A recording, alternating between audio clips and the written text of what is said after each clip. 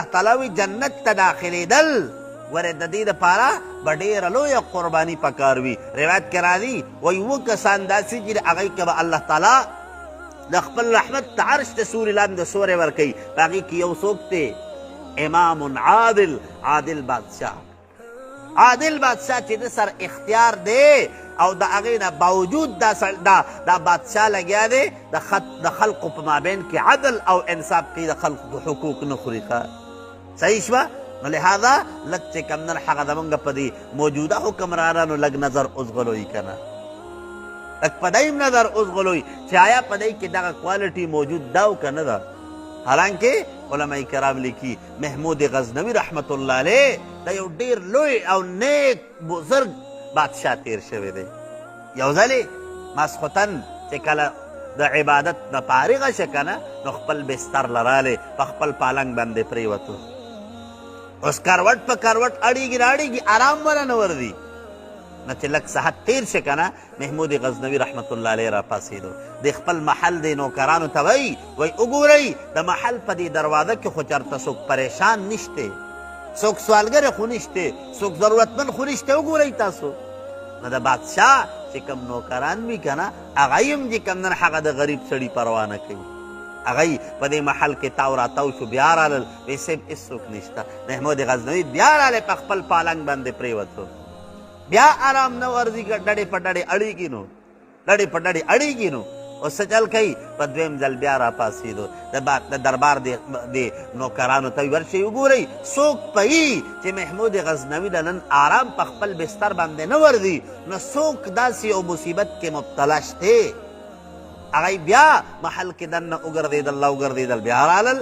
محمود غزنوي ته وایي حضرت هېڅوک هم نشته، هېڅوک هم نشته. په درېیم ځل محمود غزنوي چې خپل بستر لرالی که نه او آرام نه ورځي په خپله راپاڅېده رالی د محل دروازې له. د محل دروازې چې کلاو کړه که نه نو د یو آواز اوري. لکه ستاسو خیالي د شپې آواز چې کوم نن هغه تر ډېر لرې پورې اورېدی شي. محمود غزنوي رحمت الله علیه چې غوږ کېښودو آواز د یو طرف نه راځي، څوک جاړي څوک فریاد کوي. محمود غزنوي رحمت الله علیه د آواز پسې ور روان شو، د آواز پسې ور روان شو. نو چې آواز پسې ځي نو دا آواز د مسجد نه راځي. محمود غزنوي چې وکتل د مسجد دروازه کلاو ده، ور دننه شو مسجد ته. چې ګوري د مسجد کې دننه یو سړی الله ته په سجده باندې پروت دی او الله ته جاړي او فریاد کوي الله. محمود غزنوي خو به نن په خپل بستر باندې پروت وي، الله هېڅوک نشته چې زما تپوس وکړي، الله یو تی. خو د قیامت په ورځ به د محمود غزنوي ګریوان به او زما لاس به الله زما تپوس پتې نه تکوي. محمود غزنوي چې دا خبره واورېده که نه نو داسې تاو شه چې زما رب ته څوک زما شکایت کوي، زما الله ته څوک لګیا دی زما شکایت کوي. نو څه چلې وکړو رالی دغه سړي له پښپو کې پرېوتو وی ای د الله بنده د الله دپاره ما معاف که محمود غزنوي ستا نه غافله نه دی. محمود غزنوي په خپل بستر باندې نه دی ودو، محمود غزنوي ستا غونته کې د ضرورتمندو په تلاش کې دی چې څه ټایم به زما دربار ته راځي چې ضرورت بله پوره کړم.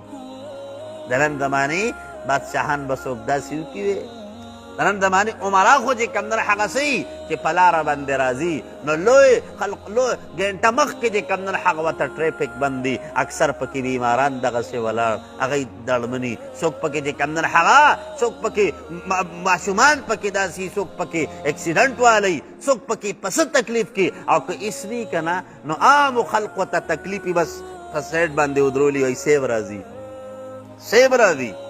صحیح شوه؟ نو لہذا دغه او خصوصا زمونږ ستاسو نه بیا هغه سړی لږ سیټ کوي ویسې نه چېرته خواله را نه شي.